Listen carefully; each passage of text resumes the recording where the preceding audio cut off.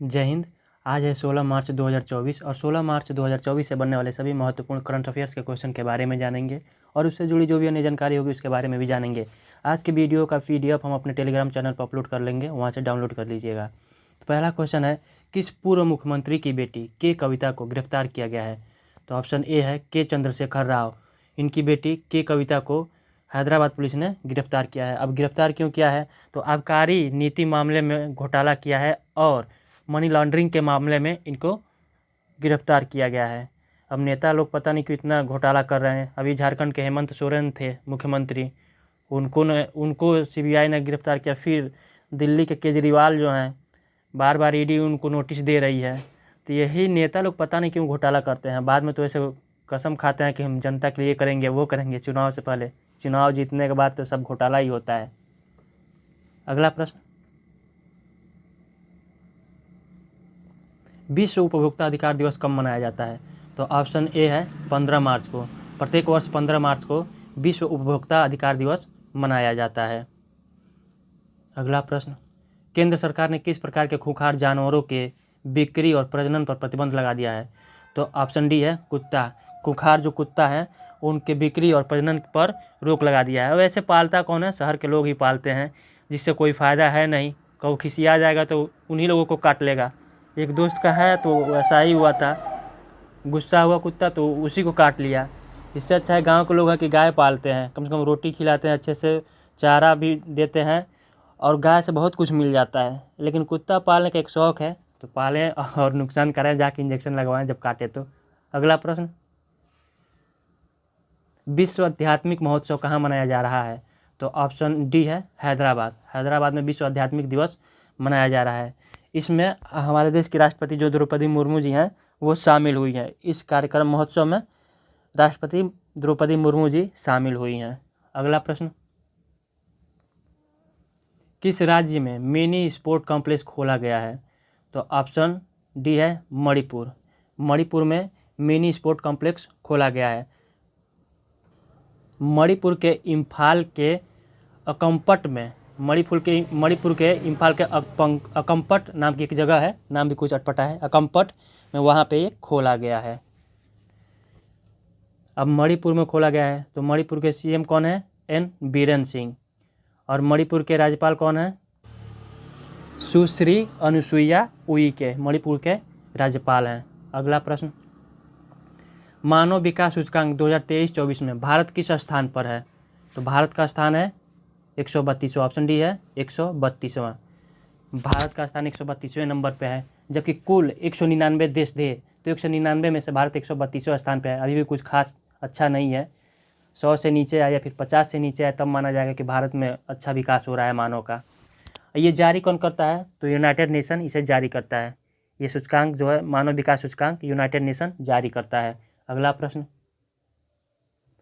स्त्री पुरुष समानता सूचकांक में भारत किस स्थान पर रहा है? तो ये भारत 108वें स्थान पर रहा है। इसमें 166 देश थे तो भारत 108वें देश पे रहा है। इसको भी जारी कौन करता है? यूनाइटेड नेशन ही जारी करता है। और यूनाइटेड नेशन ने ये कहा है कि जो कोविड आया उसके बाद से भारत में अमीरों और गरीबों के बीच की जो कड़ी है वो ज़्यादा अंतर हो गया है। जो अमीर है वो ज़्यादा ही अमीर होते जा रहे हैं और जो गरीब है वो गरीब तबके में ही दबता जा रहा है। ये कोरोना के बाद से हुआ है ऐसा। यूनाइटेड नेशन का ये रिपोर्ट है, उसमें बताया गया है। अगला प्रश्न,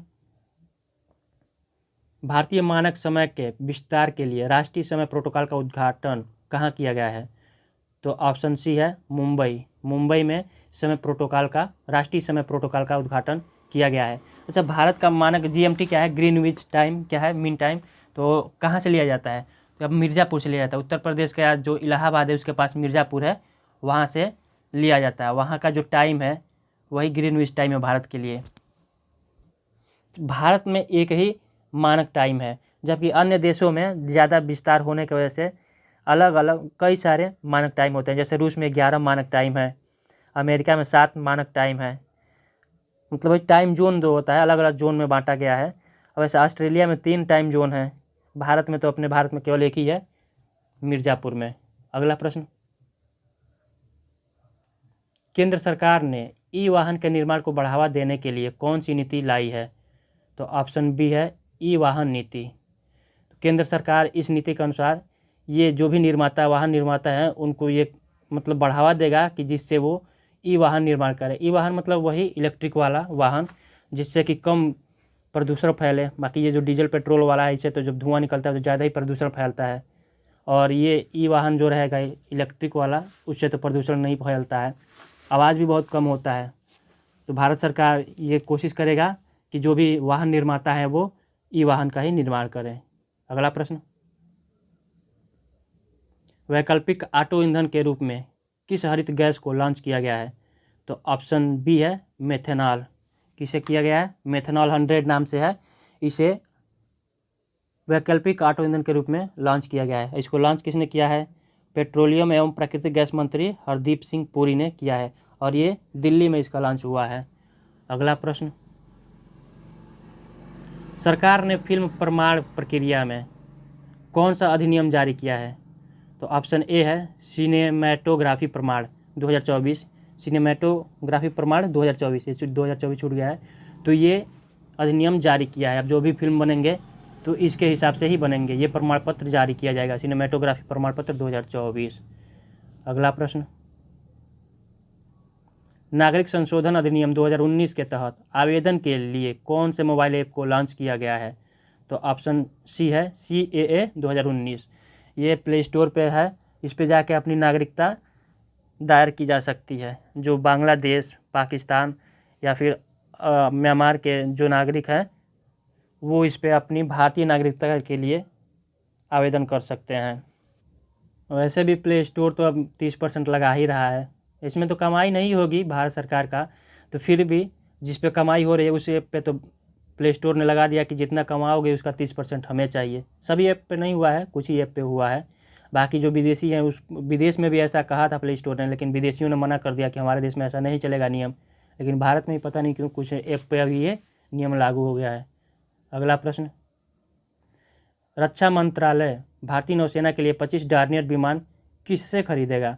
तो ऑप्शन बी है हाल, हिंदुस्तान एरोनॉटिक्स लिमिटेड से खरीदेगा।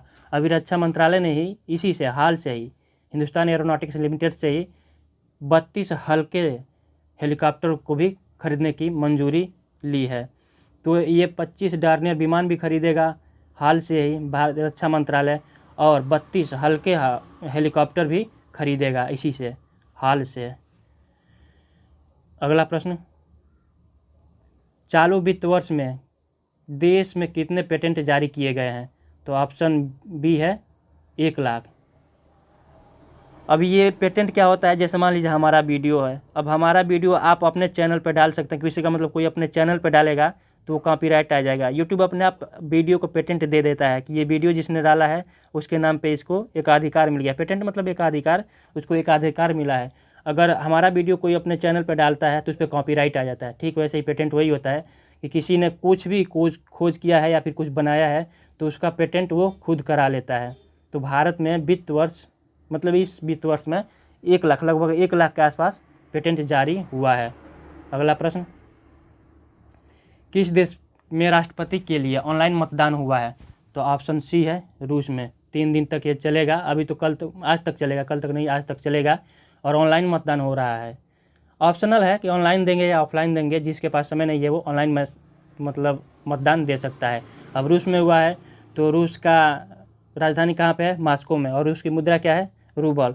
सबसे ज़्यादा एक चीज़ और पूछ लेता है रूस के बारे में, रूस के सांसद को क्या कहा जाता है? ड्यूमा कहा जाता है। और साथ ही साथ जापान के सांसद का भी नाम पूछ लेता है। यही 2 पूछता है, रूस और जापान के सांसद का नाम। तो रूस का ड्यूमा होता है और जापान के सांसद का नाम डाइट होता है। तो आज के ये कुछ करंट अफेयर्स के क्वेश्चन थे, जिसको याद रखिएगा। जय हिंद।